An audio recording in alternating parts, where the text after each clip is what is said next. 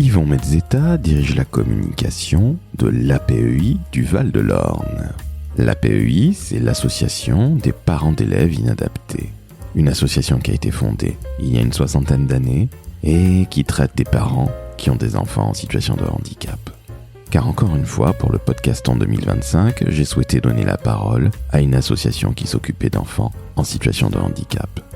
Que ce soit clair, l'APEI du Val-de-L'Orne, ce sont tout de même 250 salariés. Vous comprendrez donc qu'il s'agit d'une très belle association et que pour en diriger la communication, il fallait quelqu'un de volontaire, de convaincant et de convaincu comme Yvon. En parlant de handicap, sachez que Yvon est lui-même concerné. Il a une maladie rare dont il nous parle et vous le verrez, Yvon force l'admiration. Je suis Laurent François, fondateur et dirigeant de l'agence Maverick et j'espère que vous apprécierez ce nouvel épisode du podcast en 2025 avec Yvon Mezzetta qui dirige la communication de l'APEI du Val-de-L'Orne en Moselle.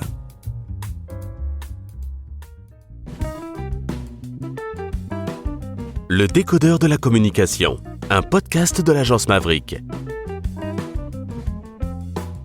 Salut Yvon. Bonjour Laurent. Comment ça va ? Ça va bien, merci et toi ? Eh bien écoute, ça va bien Yvon, j'ai toujours une question hautement stratégique, la toute première dans le décodeur de la communication. Lorsque je suis à distance avec un de mes invités, quel temps fait-il du côté de la vallée de l'Orne ? Oh oui, c'est une question hautement stratégique, je le répète. Tout à fait, je te rejoins largement sur cette question. Alors aujourd'hui, il fait très gris et très frais, donc un temps de Moselle. Écoute, autant de Moselle. Alors, Yvon, justement, on va parler avec toi de ton association qui est l'APEI de la Vallée de l'Orne. Est-ce que tu peux, s'il te plaît, nous la présenter ? On va évidemment te parler de toi et évidemment, tu es en charge de la communication dans cette belle asso, mais tu as aussi un parcours personnel extrêmement poignant et extrêmement intéressant. Bref, je me tais et je te laisse présenter l'APEI de la Vallée de l'Orne. Très bien Laurent. Donc l'APEI, c'est l'association des parents d'enfants inadaptés de la Vallée de l'Orne. C'est un mouvement parental qui a été créé dans les années 60 par des parents démunis avec leur enfant handicapé et n'ayant pas de solution adaptée pour les prendre en charge. Donc actuellement, en 2025, l'APEI compte 250 salariés environ qui prennent en charge environ 500 personnes en situation de handicap de l'enfance jusqu'à la fin de vie. Ces personnes sont accueillies au travers de 11 établissements et services répartis en pôles. Donc, on a le pôle travail protégé avec des ESAT.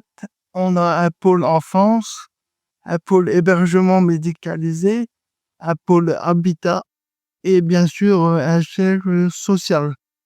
Depuis peu, nous avons une entreprise adaptée qui est une entreprise commerciale qui était dans le giron associatif, mais qui est devenue une filiale commerciale de l'association pour des raisons de convention collective.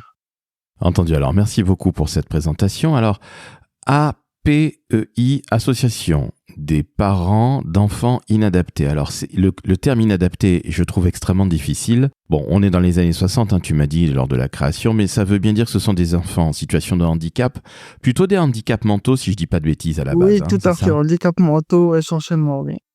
Ok, d'accord. Et donc, ça s'est extrêmement bien développé en une 60aine d'années. 11 établissements, donc il y a des ESAT. Est-ce que tu peux nous dire ce que c'est qu'un ESAT, s'il te plaît, ainsi qu'une entreprise adaptée ? Parce que je suis pas sûr que nos auditrices et auditeurs du décodeur sachent de quoi ils retournent. Oui, bien sûr. Un ESAT, c'est un établissement de service d'aide par le travail qui accueille des personnes qui sont en situation de handicap à partir de 18 ans jusqu'à l'âge de la retraite, qui les mettent au travail. Donc, on les affecte à des ateliers. Par exemple, chez nous avons un atelier menuiserie, un atelier sous-traitance, destruction d'archives confidentielles, espace vert, blanchisserie et cuisine centrale. Donc en fait, ils ont non pas un contrat de travail, mais un contrat d'aide sociale. Ils auront un salaire tous les mois et ont des heures de travail de 9h à 17h du lundi au vendredi. Voilà, donc ce sont presque comme des salariés, je dis bien presque, parce que comme tu l'as dit très justement, dans un ESAT, sauf exception notoire, on n'est pas salarié, mais on appelle ça plutôt des usagers, si je dis pas C'est de ça, bêtises, tout c'est à ça? fait, ou des travailleurs handicapés, mais ça dépend des termes. Mais c'est soit usagers, soit travailleurs handicapés. Des TH comme on dit, mais ça n'est pas très joli. Donc l'entreprise adaptée, c'est une entreprise comme son nom l'indique, là avec des salariés et aussi pour des personnes en situation de handicap qui sont finalement pas très éloignées du monde ordinaire, des entreprises ordinaires, du monde classique de la boîte, hein, de l'entreprise. C'est bien ça? Voilà, au départ, l'entreprise adaptée avait un nombre bien précis de travailleurs en situation de handicap à avoir dans ses effectifs. Aujourd'hui, de par la transformation de l'offre, comme on l'appelle dans notre jargon, l'entreprise adaptée est devenue plus une entreprise commerciale, forcément à but premier d'employer des personnes en situation de handicap, mais c'est ouvert aussi à d'autres salariés lambda. D'accord. Et il y a quand même un but lucratif, donc ça devient un peu la World Company quand même, hein? En fait, ce qui fonctionne le plus, ce sont les espaces verts, puisque nous avons beaucoup de collectivités, d'entreprises, de particuliers qui font appel à nos services. Alors, souvent, on dit que le travail est mieux fait et des personnes apprécient beaucoup plus le travail fait par des personnes en situation de handicap, parce que le travail est plus minutieux et mieux fait. Est-ce que tu dirais, Yvon, que finalement ces travailleurs en situation de handicap doivent quelque part s'appliquer bien plus et que les ESAT ou les entreprises adaptées, mais on va rester sur les ESAT par exemple, doivent faire montre d'encore plus de travail précis parce que finalement, et justement, il y a des personnes handicapées. C'est un peu idiot ce que je dis, mais finalement, je pense que le monde des personnes qui sont dites valides et des entreprises sont tout aussi durs avec les ESAT, ce qui prouve que quelque part, on les considère comme des structures un peu comme les autres. Je dis bien un peu parce que c'est pas tout à fait la vérité, soyons francs. Mais il y a aussi ce côté un peu hardcore. On m'a toujours dit, bah oui, dans les ESAT, nous, on travaille encore plus parce qu'on veut montrer qu'on est tout à fait capable. Je dis une bêtise ou c'est ce que tu vis, toi, depuis que tu travailles à la PEI? Tu es proche de la réalité. Puisqu'en fait, dans un ESAT, on a bien sûr 2 volets. On a le volet commercial qui permet pas de faire fonctionner l'établissement, puisque nous avons des subventions de l'État pour faire fonctionner l'établissement. Donc, il y a le volet commercial, mais il y a surtout le volet accompagnement de la personne en situation de handicap. Où il y a vraiment 2 volets parallèles que l'on doit faire jouer de la même musique pour pouvoir fournir des prestations à nos clients, d'une part, et de pouvoir satisfaire un parcours professionnel pour la personne en situation de handicap qui est accueillie dans les AT. Oui, parce que je le rappelle, tu le disais en début de conversation, ça va de 18 ans finalement de la majorité jusqu'à la retraite, donc C'est ce qui ça. peut être quelques années, une cinquantaine d'années, hein, allez, on va dire ça comme ça, entre 40 et On 50 est ans, on est plus proche des 60 ans, des des 60 60, ans, d'accord. oui. Ah, ok. Bon, en tout cas, c'est beaucoup d'années, c'est 40 ans, une quarantaine d'années, et ça veut dire que cette personne qui est en situation de handicap, qui travaille, eh bien, elle doit se sentir bien aussi par ailleurs pour bien travailler, c'est bien ça? Tout à fait, elle doit s'y sentir bien. C'est pour ça que les ateliers sont faits pour, bien sûr, répondre à un besoin, mais aussi faire en sorte qu'ils soient épanouis dans leur travail et qu'ils aient toujours la joie de vivre en venant au travail le matin. On est d'accord. Et souvent, je sais que les clients des ESAT disent que lorsqu'ils rencontrent des travailleurs en situation de handicap, c'est des superbes rencontres. C'est le fameux petit truc en plus, tu sais, d'Artus, hein, alors, qui a Oui, mis tout à en fait, oui. lumière. Exactement. Et bravo à lui. Et d'ailleurs, j'ai appris, tu sais, qu'il montait une fondation suite à l'énorme carton qu'il a fait avec son film. Et j'en suis absolument ravi. Mais tous les clients disent que quand on rencontre une personne en situation de handicap qui travaille pour vous, il y a une rencontre qui se fait et c'est une rencontre dont on se souvient tout le restant de sa vie. Oui, oui, tout à fait. Et chez nous, nous avons développé un concept. Alors, c'est pas un petit truc en plus. Chez nous, nos personnes, on les appelle des personnes extraordinaires. Et nous avons réalisé au mois d'août dernier une vidéo où on peut les voir en action et on peut voir toute la joie et toute l'expression qu'ils peuvent apporter aux personnes qui les accompagnent chaque jour, mais aussi chez les clients chez qui ils vont se rendre pour faire des diverses prestations commerciales. Donc chez nous, ce sont des personnes extraordinaires. Yvon, ça fait combien de temps que tu travailles à la PEI? Parce que on va parler un petit peu de toi, bien évidemment.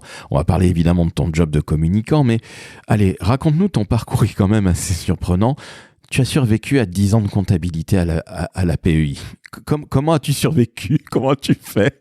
Alors oui, en effet, ça fait maintenant 17 ans que je travaille à l'APU de la Vallée de l'Orne. Donc en effet, j'ai commencé, je suis rentré en étant comptable. J'ai fait 10 ans de comptabilité au sein de l'APU. Et au bout de 10 ans, j'ai eu un petit ras-le-bol, on va être gentil pour les auditeurs et auditrices. Et du coup, j'ai voulu revenir aux sources parce que mes études, je les avais finies par une licence en marketing et communication. Et ce domaine-là m'était resté dans un coin de ma tête et j'ai voulu revenir à ce domaine-là. Donc, je me suis lancé dans un congé individuel de formation qui était en vogue à l'époque où ça te permettait de partir en formation et en gardant une rémunération par ton employeur. Donc, j'ai passé un master en communication sur 2 ans. J'ai repris ces études à l'âge de 35 ans avec 3 enfants en bas âge. Donc, c'était des études en alternance. Et au bout des 2 ans, j'ai eu mon diplôme et je suis revenu à la PUI où un poste de chargé de communication a été créé. Et depuis 2020, je suis chargé de communication à la PUI. Eh ben écoute, je suis sans voix. Bon déjà, en premier lieu, tu as survécu à 10 ans de comptabilité. Ça c'est énorme, hein. C'est l'équivalent de 100 ans dans le métier de la com. Donc je dis bravo. C'est magnifique. Alors c'est d'autant plus magnifique que tu avais fait des études de marketing et de communication. Donc c'est quand même étonnant. Et puis, tu reprends les études à 35 balais, Ouais. avec 3 nains de jardin, parce qu'ils étaient tout petits, tes enfants à l'époque, hein, si je dis pas de bêtises. C'est ça, ma petite devait avoir, elle en a 11, elle devait en avoir une dizaine d'années et mes jumeaux en avaient 6 ans. Donc des tout petits en bas âge, tu reprends les études.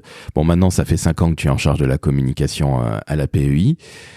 Justement, toi qui as fait 10 ans dans un autre service, qui est important, alors je me moque à chaque fois parce que j'ai failli redoubler mon école de commerce à cause de la comptabilité générale, donc j'ai une sainte horreur de la comptabilité dans la vie. Mais les chiffres sont importants et ce n'est pas à toi que je vais l'apprendre. Ouais. Mais quand tu prends ce poste de chargé de communication, qui est une création de poste, si je ne dis pas de bêtises, Ouais. est-ce que tu t'aperçois à quel point, justement, l'association dans laquelle tu es manquait de communication? Parce que je ne tire pas du tout à boulet rouge sur la PEI-VO, hein, bien au contraire. Mais ce que je veux dire, c'est que souvent, dans le médico-social, la communication n'est jamais une priorité, alors que la structure fait 250 salariés, qu'elle est là depuis 60 ans. Bref, c'est du très solide. C'est une très belle PME si on compare avec le monde du privé dont je viens. Mais est-ce que tu t'es aperçu qu'il y avait vraiment un énorme manque en communication et que finalement tout était à créer? Alors oui, il y a un énorme manque qu'il fallait combler, qui heureusement se comble au fur et à mesure des années. Comme tu le disais, le monde du médico-social et surtout le monde du handicap était un monde que l'on essayait un peu de cacher et qui faisait peur, comme tu le disais tout à l'heure. Lorsqu'on arrive dans un poste de communicant au sein d'une telle association, le but est vraiment de faire rayonner le monde associatif, le mouvement parental, comme notre président aime le dire. C'est un mouvement parental qui est important, qui donne un accompagnement sérieux et suivi pour des centaines de personnes. Et de le faire reconnaître sur un territoire comme le nôtre, qui doit faire environ 30 km² à peu près. Euh, c'est important que nous avons différentes actions, notamment l'opération Brioche de l'Amitié, qui est une opération nationale de dons, un don en échange d'une brioche. Et bien sûr, si la communication n'est pas là pour pousser un peu l'information, les dons vont rester stagnants. Alors, tous les ans, on essaye d'innover pour mobiliser les personnes à faire ce don, à acheter cette brioche pour que nous ensuite nous pouvions faire développer nos établissements. Parce que certes, nous sommes financés par l'État, mais bien sûr, l'État ne comble pas tous nos désirs, donc il faut aller rechercher des fonds par ailleurs. Donc la communication, c'est vraiment un levier très important pour le développement d'associations comme la nôtre. Alors, tu viens de parler d'une chose très importante. Tu l'as dit, en effet, la plupart du temps, les structures comme la tienne sont financées en grande partie par l'État. Et d'ailleurs, félicitations, même si les deniers sont de moins en moins costauds. L'État Hélas, ou il le faut bien- département. Voilà, exactement. Souvent, c'est une fonction du département. Mais ça veut dire qu'il faut que tu ailles chercher des fonds. Allez, on va dire les choses très clairement, du côté du privé aujourd'hui. Oui, parce que du coup, qui dit communication, dit après recherche de dons, donc qui dit mécénat. Et la recherche de fonds est un levier très important, notamment dans la construction de nouveaux établissements. Nous avons en projet la construction d'un nouvel établissement. Et lorsque l'on voit nos projets qui montent à plusieurs dizaines de millions d'euros, le département ou l'État ne peut pas forcément couvrir l'ensemble du projet. Donc c'est à nous, en parallèle, de trouver des fonds pour aider à concrétiser nos projets qui ont pour but justement d'améliorer la qualité d'accompagnement des services des personnes, pardon, que nous accompagnons chaque jour. Justement, qu'est-ce que tu mènes comme opération alors pour du mécénat qui vise à lever des fonds, que ce soit bien clair. Alors tu nous as parlé de cette brioche contre un don, évidemment, mais qu'est-ce qui est mis en place à l'APEI de la vallée de l'Orne?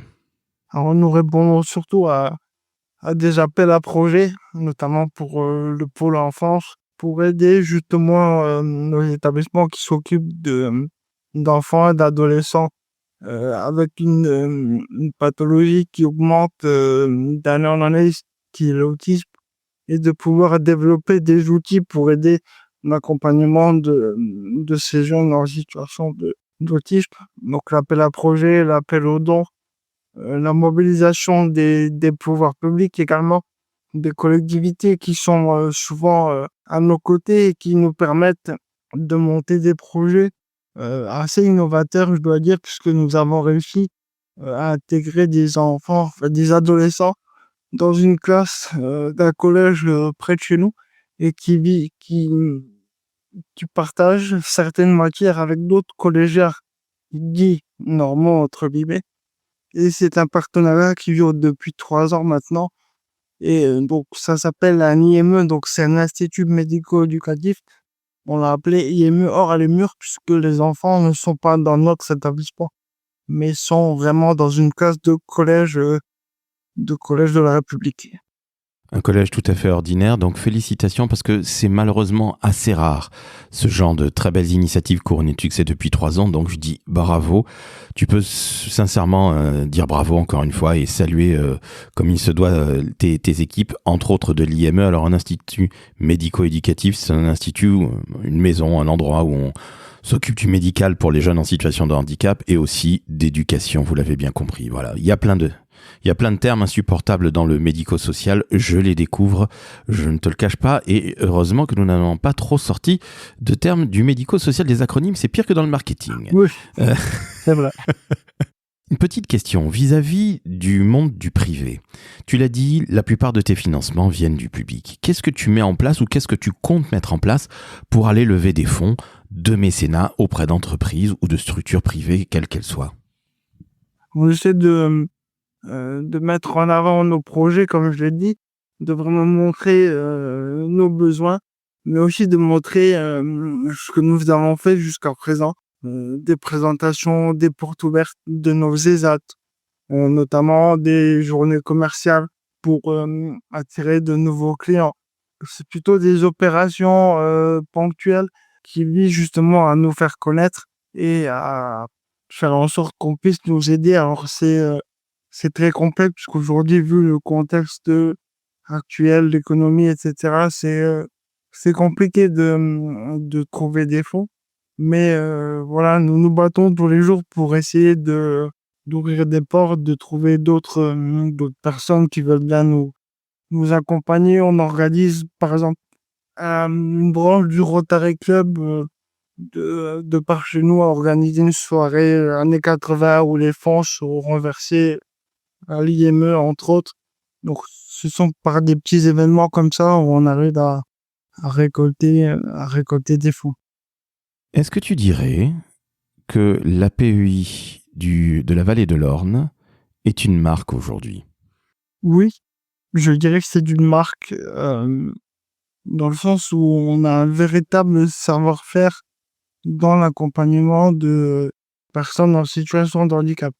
Marque aussi dans le sens où nous sommes reconnus sur le territoire comme un acteur économique. Nous sommes un des plus gros employeurs de la vallée de l'Orne.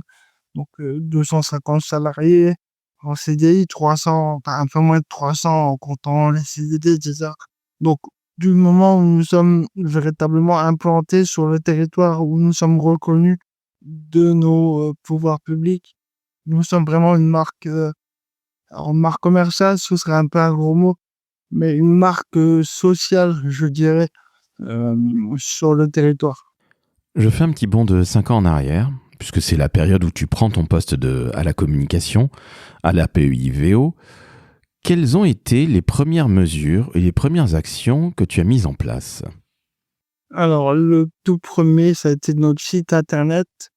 Nous en avions un qui avait été fait, mais qui n'était pas tenu à jour parce qu'il n'y avait personne de dédié à cette fonction. Donc, nous avons, avec un prestataire externe, décidé de refaire un site internet tout beau, tout neuf, où maintenant il est possible de faire des dons en ligne, d'adhérer en ligne, puisque les familles des personnes qui sont accueillies doivent adhérer à l'association pour pouvoir participer aux assemblées générales. Donc voilà, le site internet, ça a été le premier gros chantier en termes de communication. Ensuite, il y a des plaquettes de présentation que j'ai réalisées, puisque nous n'avions pas de support print pour lorsque nous recevions des collectivités, des financeurs, nous n'avions pas ce support, donc j'ai créé une plaquette de présentation de l'association. Et ensuite est venu des supports un peu de publicité, entre guillemets, notamment lorsque nous avons fêté nos 60 ans avec des drapeaux, des kakémonos, etc.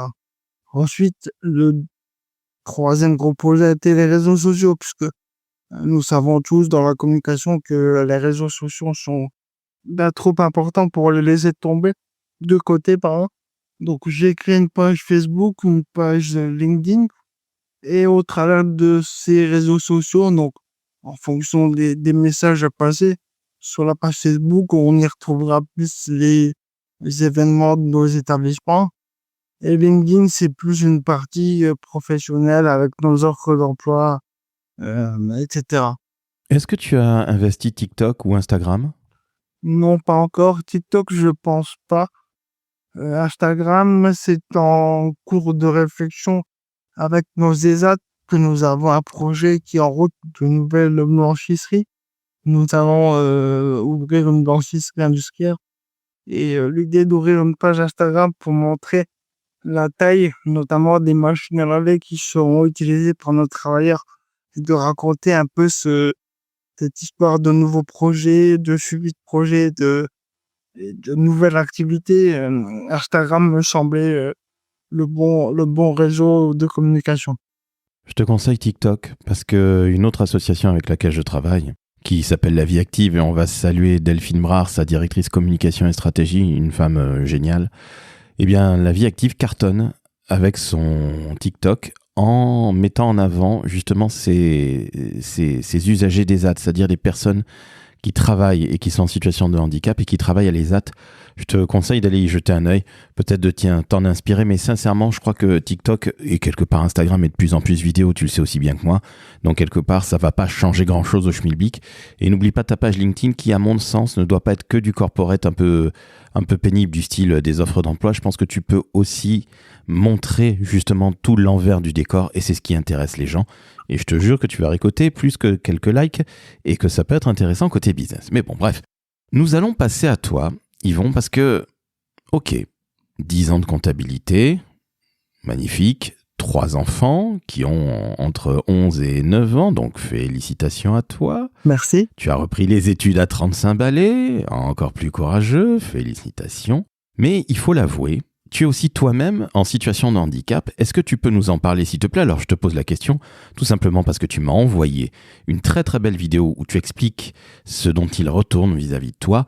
Est-ce que tu peux nous en parler s'il te plaît? Parce que je pense que tout le monde va comprendre ce que tu vis au quotidien. Et bien évidemment, comme tous les gens qui ont cette mauvaise surprise qui leur tombe sur le coin de la figure, tu ne te plains jamais.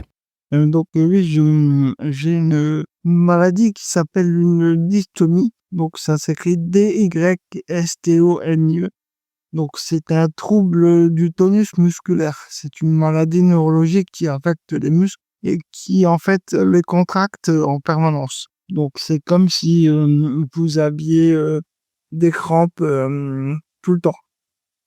J'ai ça depuis ma naissance. Lorsque je suis né, il y a eu des complications et donc depuis que je suis né, ça a été un peu une errance de diagnostic puisque dans cette maladie-là, le plus compliqué est de mettre un nom sur cette maladie.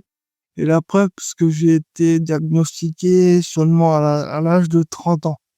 Donc à 30 ans, on m'a dit que j'avais une dystonie. Auparavant, on trouvait d'autres maladies, mais qui ne correspondaient pas. Donc j'essaie de m'impliquer un peu dans une autre association qui s'occupe de personnes qui ont la même maladie que moi, qui s'appelle Amadis. Donc c'est l'association des malades atteints de dystonie. Je voulais saluer Edwige Poncel, la présidente, et son conseil d'administration. C'est une maladie qui est compliquée au quotidien puisque les douleurs sont quasi permanentes. Mais comme tu le dis, je ne me plains jamais puisque ce n'est pas ma philosophie. Et je pars du principe que même si je me plaignais, ça ne supprimerait pas mes maux. Donc je pars du principe que tant que j'arrive à m'occuper des enfants, à aller travailler, à jouer au tennis, à vivre une vie tout à fait normale, il était inutile de se plaindre. Et en plus, tu oses dire que tu as une version très light de la maladie, ce que je trouve incroyable. Oui, j'ai une version là puisque j'arrive quand je roule une voiture sans appareillage, je cours, je fais tout comme tout le monde. J'ai des amis qui ont la même maladie. Alors il y a différentes pathologies dans cette même maladie, mais j'ai des amis qui n'arrivent pas à marcher, qui n'arrivent pas à parler, qui ont du mal à tourner la tête. Enfin bref, quand je les rencontre, je suis toujours admiratif devant eux pour leur courage, sans voir le mien. Mais comme je dis à tout le monde, beaucoup de personnes me disent «Tu as du courage». Moi, je leur dis «Bah non, je vis une vie qui est somme toute normale pour moi et je m'en sors plutôt pas trop mal». Écoute, tu es beaucoup trop modeste. Tu t'en sors extrêmement bien. 3 beaux enfants, une entreprise pour laquelle tu travailles depuis 17 ans. Une réussite totale. Pas besoin d'avoir une bagnole qui soit adaptée. Bref, tu vis la vie de monsieur tout le monde sans te plaindre, ce qui est quand même extrêmement rare en France. Hein, faudra bien le reconnaître. Et j'ai ouvert ma micro-entreprise depuis le mois de novembre. Comment s'appelle ta micro-entreprise? Je crois que c'est de la communication, si je ne dis pas de bêtises. Oui, C'est bien ça. je l'ai appelé l'agence Eloquence, donc avec un L et Eloquence. Eh ben, félicitations et bienvenue dans le monde de l'entrepreneuriat. Tu vas apprendre à apprécier énormément l'URSSAF, l'administratif et les impôts, mais tu connais ça très bien puisque tu as fait 10 ans de comptabilité, que tu as survécu. Je le rappelle encore et je suis en train de me faire un signe de croix lorsque je te parle de ça. Yvon, quel conseil tu donnes à un jeune ou à un moins jeune qui veut se lancer dans les métiers de la com? C'est un métier où parfois, somme toute, pas facile. Alors, je veux pas décourager. Au contraire, moi, j'ai voulu tenter l'expérience en m'appliquant dans ce métier de communicant. Mais pour être communicant, il faut garder un esprit critique sur l'ensemble des informations que l'on peut attraper chaque jour dans les médias. Ensuite, notre travail en tant que communicant est toujours de transmettre une information et bien sûr le plus compliqué, c'est de pouvoir faire passer ces informations qu'elle soit bonne ou mauvaise, mais la question qu'il faut se poser, c'est si elle est importante pour l'entreprise. Et en fait, c'est une grosse motivation d'entrer dans le monde de la communication, c'est de pouvoir transmettre cette motivation, ce désir d'informer, que ce soit les salariés ou le monde extérieur. Sans communication, il y a souvent des quiproquos, des problèmes. Et notre but est de passer une information claire et précise. Alors, bien sûr, en entreprise, le métier de communicant est parfois compliqué à expliquer puisque on a certains préjugés, sur la fonction, sur nos tâches, mais la communication est une véritable fonction support pour une entreprise. Sans communication, l'entreprise n'est pas visible, n'est pas reconnue. Donc, la communication est très importante dans le monde d'aujourd'hui et de plus en plus. Et en matière de conseil alors, tu disais que c'était un métier qui était difficile et tu as tout à fait raison. La communication est une fonction vitale, je le répète encore une fois. Mais quel conseil tu donnes justement à un jeune ou à un moins jeune? Qu'est-ce qu'il faut avoir comme bagage, comme arme, j'ai envie de te dire, selon toi? Il faut avoir de la conviction, être convaincu de ses idées, faire preuve d'engagement, de persévérance et d'écoute. Si on n'écoute pas les personnes, si on n'écoute pas les informations que l'on reçoit, on ne sera pas capable de les transmettre. Donc, écoute, persévérance et motivation. Ben, c'est un petit peu à l'image de ta vie, en somme. Oui, maintenant que je le dis, oui, ça ressemble beaucoup, oui. C'est pour ça que le métier était pour moi. Exactement. Et félicitations encore d'avoir repris les études avec 3 enfants en très bas âge. Merci. J'ai une question qui me vient à l'esprit, Yvon. Bon, tu connaissais la maison, la PEI de la Vallée de l'Orne depuis fort longtemps. Ok. Mais est-ce que, même aujourd'hui, après 5 ans en charge de la communication, à diriger la communication de l'association, est-ce que tu n'as pas l'impression par moment qu'on a du mal à comprendre au sein de ton association la communication? Je suis pas en train de critiquer qui que ce soit, bien au contraire, mais le médico-social associatif n'a pas vraiment la culture com, ni la culture marque. Et pourtant, tu l'as dit, on est reconnu comme une marque, et c'est vrai que vous faites partie du paysage du côté de Metz, de là où vous vous trouvez en Moselle, comme tu l'as dit. Mais justement, est-ce que parfois tu as l'impression que il faut ramer? Tu parlais de conviction qu'il fallait avoir. Est-ce que tu dois ramer de temps à autre pour faire passer les messages et puis surtout convaincre les gens avec lesquels tu travailles de communiquer tout simplement, enfin, tout simplement entre guillemets? Oui, tout à fait. La communication dans le monde associatif, c'est pas forcément une fonction support à laquelle les financeurs vont mettre une enveloppe dédiée, comme par exemple la comptabilité ou les ressources humaines.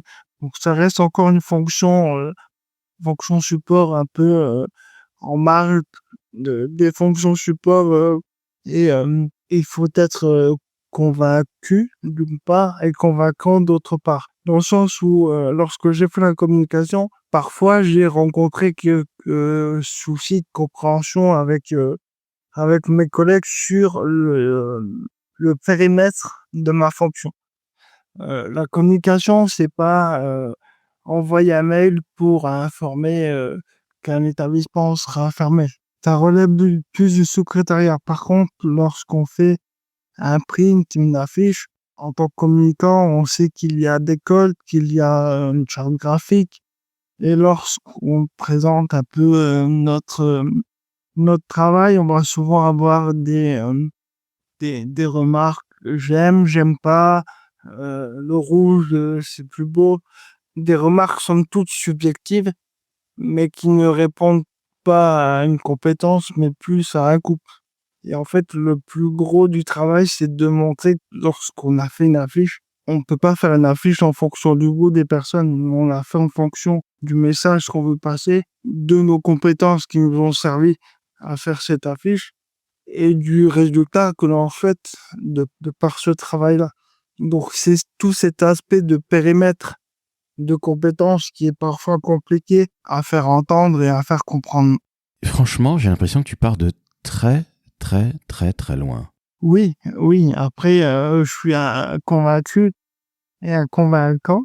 Donc je suis là, j'ai déjà, lors d'une réunion plénière il y a quelques années, j'ai expliqué un peu devant l'ensemble des salariés ce qu'était la communication, à quoi elle servait. Donc ça a déjà été un premier pas pour expliquer ma fonction. Mais au jour le jour, il m'arrive encore de devoir préciser mon périmètre d'action. Après, ça rentrera dans les mœurs, mais c'est vrai que c'est l'aspect le plus fastidieux de devoir pas prouver ses compétences, mais de démontrer que à cet endroit-là, c'est de mon ressort, mais pour ce sujet-là, ça ne l'est plus. J'ai une dernière question pour toi, Yvon. Oui. C'est pas la plus simple. Qu'est-ce que tu kiffes le plus justement dans ton métier de communicant? Ce que je kiffe le plus, c'est de pouvoir être sur le terrain. Être sur le terrain, c'est ressentir notre marque sociale, comme je l'ai dit tout à l'heure, c'est-à-dire l'accompagnement des personnes en situation de handicap. Et lorsque je me rends sur nos différents sites pour couvrir un événement, ou comme la semaine dernière dans nos ESAT, nous avons fait une journée de prévention vélo, auto, etc. D'être sur le terrain, de capturer ces moments-là. Alors, certains diront aussi, pour en revenir sur le sujet précédent, que le travail de chargé de com, c'est se promener pour aller prendre des photos, mais ce n'est absolument pas ça. C'est vraiment capturer le moment et montrer, faire passer l'information que les personnes que nous accompagnons doivent être mises en valeur pour leur courage et pour leurs compétences. Donc moi, ce qui me fait kiffer, c'est de pouvoir le faire, de pouvoir le transmettre.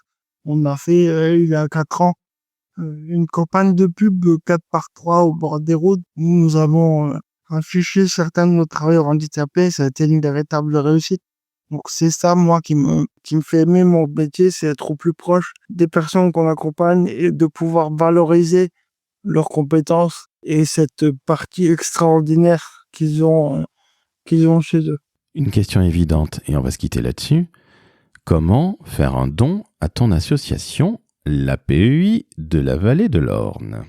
Tout simplement, vous pouvez vous rendre sur notre site internet www.apeivo.fr et vous avez une rubrique nous soutenir tout en haut dans les onglets, et votre don sera le bienvenu, quel qu'il soit. Et on peut être un particulier, une collectivité ou une entreprise, hein, aussi, on est bien d'accord. Tout Et à plutôt fait, une tout grande à fait. entreprise. Une belle entreprise qui donne 100 000 euros. Hein, c'est plutôt sympa, ça. Alors, ça serait très sympa, oui. Eh ben, écoute, Ça serait bien mieux. c'est tout le mal qu'on te souhaite. Mais écoute, je te remercie, Yvon, d'avoir présenté aussi bien et d'avoir représenté aussi bien l'APEI de la Vallée de l'Orne. Je t'avoue que je ne savais pas où était la Vallée de l'Orne. Honte à moi. Je connaissais l'Orne, mais pas la Vallée de l'Orne. C'est une honte absolue. Bon, il y fait un temps de Moselle aujourd'hui. Que veux-tu que je te dise? Tu vas t'en remettre, tu as l'habitude. C'est La comme semaine ça. dernière, il faisait meilleur, mais bon, le Et beau ben temps voilà, ce arrive. sont voilà. Et puis moi, j'habite Paris, je te l'avoue, donc on peut pas dire non plus que ce soit la Méditerranée, Paris, hein, jusqu'ici, malgré le réchauffement climatique. Donc, chers auditrices, chers auditeurs, vous avez entendu une épée. Un type qui se plaint jamais, qui a fait de la comptabilité, je le dis pendant 10 ans, mon Dieu, j'ai l'impression que c'était 10 ans de prison qu'il a fait, le pauvre Yvon, alors que non, pas du tout. Pardon à tous mes amis comptables, je les aime et je sais que c'est un bon métier. Mais bon, bref, vous avez un vrai communicant qui se bat pour une magnifique cause, qui est celle du handicap, entre autres. Donc comprenez-le. Mettez 5 étoiles sur Apple Podcast. Vous allez sur le site de l'apeivo.fr, apeivo, si je puis dire, et vous donnez dans la rubrique dons. Tout ça est dit. Il y a une déduque fiscale, hein, si je ne dis pas de bêtises. Oui, tout à fait, oui. Vous recevez un reçu fiscal qui vient en déduction de vos impôts. Voilà, c'est les 2/3 de ce qu'on donne, c'est ça? Oui. Ben voilà, donc quand vous donnez 100 000, c'est comme si vous n'aviez payé que 34 000. Voilà, Bon, alors, tout à fait. voilà, donc vous donnez, il n'y a pas de petit don. À partir de 100 000, bien évidemment. Bon, je plaisante évidemment, mais chères auditrices et auditeurs, même si vous n'êtes pas du tout du côté de Metz et dans la Moselle, rien ne vous empêche de faire un don, évidemment, à l'association d'Yvon. Et puis, au-delà de ce fait, vous pouvez aussi noter, mais c'est beaucoup moins important, 5 étoiles sur Apple Podcast et sur Spotify et laisser un petit commentaire. Bref, Yvon, c'était absolument passionnant. Je te remercie. Tu reviens quand tu veux dans le décodeur de la com. Merci à toi Laurent pour l'invitation et à très bientôt. Et on remercie évidemment Frédéric Fougera, qu'on ne présente plus, qui nous a permis de rentrer en contact. Salut Fred, on reconnaît l'humaniste qu'il est. Merci à Fred. Ciao ciao.